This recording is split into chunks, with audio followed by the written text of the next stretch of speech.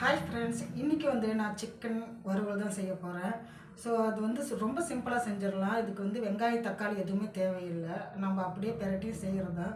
இப்போ ஒரு 10-15 நிமிஷத்துலேயே இந்த சிக்கன் வறுவல் செஞ்சிடலாம். அதுதான் நான் இப்போ ரெடி பண்ணிகிட்ருக்கேன். நான் ஏற்கனவே எல்லாருக்கும் நிறையா தெரியும். நான் அடிக்கடிக்கு சொல்லியிருக்கேன். இந்த ஸ்டவ் பக்கத்தில் வெளிச்சம் கம்மியாக இருக்குன்ட்டு, அதனால் ஸ்டவ் எடுத்து கீழே வச்சு சமைக்கலான்ட்டு இப்போ ட்ரை பண்ணிகிட்ருக்கேன். அது எடுத்து வச்சா அந்த இதெல்லாம் டியூப்லாம் ரொம்ப வீக்காகி கலந்துட்டு வந்துருச்சு. அதனால் எல்லாம் கட்டிக்கிட்டு எல்லாம் சரி பண்ணி வச்சுருக்கேன். ஸோ இனிமேட்டு தான் சமைக்கணும். இந்த சிக்கன் வறுவல் நீங்கள் செஞ்சு பாருங்கள். சாம்பார் சாதத்துக்கு இதுக்கெலாம் ரொம்பவே சூப்பராக இருக்கும். நீங்கள் அப்படியே சில்லி சிக்கன் ஆட்டை கூட சாப்பிட்லாம். அவ்வளோ ரொம்ப சிம்பிளான டிஷ்ஷு, ஆனால் ரொம்ப டேஸ்ட்டாக இருக்கும். இதுதான் இன்றைக்கி நான் செய்ய போகிறேன். சரி, பார்த்துட்டு எப்படி இருக்குன்னு சொல்லுங்கள். இப்போ இது பாருங்கள், நான் ஏற்கனவே ஒரு தடவை இந்த மாதிரி எடுத்து வச்சு சமைக்கக்குள்ளே இங்கே பாருங்கள், டூப்பெல்லாம் அப்படியே ரொம்ப விரிசல் விட்டுற மாதிரி ஆகிடுது. அது என்னன்னே தெரியல. ரொம்ப விரிசல் விட்ட மாதிரி ஆகிடுச்சு. இப்போ எனக்கே பயம் எடுத்துக்கிச்சு. அது எடுத்து வச்சாவே கேஸ் லீக் ஆகிற மாதிரி இருக்குது. நான் தனியாக இருந்து இதெல்லாம் பண்ணுறதுக்கே எனக்கு ரொம்ப பயம்தான்.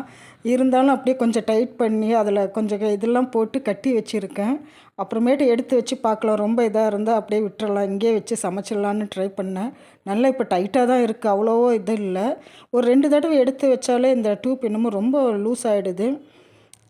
அது விரிசல் விடுற மாதிரி ஆகிடுது. சரி, ஓகே, இப்போ நம்ம ரெசிபி பார்க்கலாம். இதுக்கு நான் சிக்கன் எடுத்திருக்கேன், ஒரு 300 கிராம் சிக்கனு. இதுக்கு தேவையான அளவு உப்பு, மஞ்சள் தூள், மிளகாய்த்தூள், அதுக்கப்புறமா கொஞ்சமாக கறி மசாலா, தனியாத்தூள் இதெல்லாம் சேர்த்து நாம் நல்லா கலந்து விட்டுறணும். கூடவே எலுமிச்சைப்பழம் சாறு விட்டுருக்கேன், இஞ்சி பூண்டு கொஞ்சம், இதெல்லாம் சேர்த்து நல்லா கலந்து நம்ம விட்டுடலாம். நான் ஆரம்பத்தில் எலுமிச்சைப்பழம் விட்டுருந்தேன், அது எடிட்டிங்கில் போயிடுச்சு போல் இருக்குது. ஸோ நல்லா கலந்து ஒரு அரை மணி நேரம் நமக்கு ஊறினா போதும், ரொம்ப சாஃப்டாக ஆகிடும். அதுக்கப்புறமா நீங்கள் இந்த மாதிரி செஞ்சு பாருங்கள், சூப்பராகவே இருக்கும். இப்போ கடாயிலேருந்து எண்ணெய் சூடான வாட்டி சோம்பு மட்டும், தாளிப்புக்கு சோம்பு மட்டும் போட்டுக்கிட்டால் போதும், வேறு எதுவுமே தேவையில்லை. இந்த சிக்கன் தண்ணியிலே ஃபஸ்ட்டு நமக்கு நல்லா குக் ஆகணும். நல்லா கலந்து விட்டுருங்க. இந்த சிக்கன் தண்ணியிலே நமக்கு குக் ஆனால் தான் டேஸ்ட்டு நல்லாயிருக்கும். இதுக்கு ரொம்ப சிக்கன் வறுவலுங்கிறதுனால ரொம்ப தண்ணிலாம் நம்ம சேர்க்க வேண்டியதில்லை.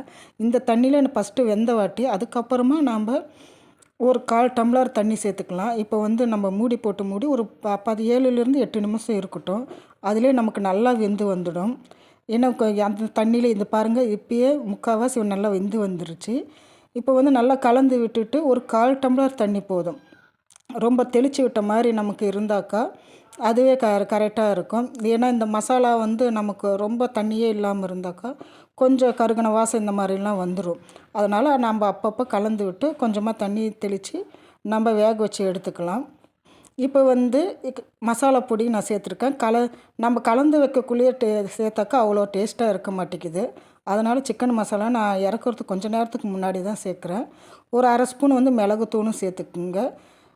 இப்போ நல்லா கலந்து விட்டு இந்த மாதிரி நமக்கு ட்ரையாக கீழே அப்படியே அடி பிடிக்கிற மாதிரி இருக்கும். நீங்கள் அப்பப்போ மூடி போட்டு மூடிட்டு நம்ம கலந்துகிட்டே இருந்தால் அதெல்லாம் நமக்கு வந்துடும். இப்போ கருவேப்பிலை, கொத்தமல்லிலாம் சேர்த்து எடுத்துடலாம். இப்போ பாருங்கள், அந்த எல்லாம் நமக்கு கொஞ்சம் நேரம் நீங்கள் மூடி வச்சுட்டாக்கா அதில் நமக்கு தண்ணி விழுனா அப்போ நம்ம இந்த இதெல்லாம் நம்ம எடுத்து விட்டுறணும். அப்போ தான் அது டேஸ்ட்டாக இருக்கும். மசாலாவும் நல்லா கோட்டிங் ஆகும். இப்போ பாருங்கள், பார்க்கவே அவ்வளோ சூப்பராக இருக்குது.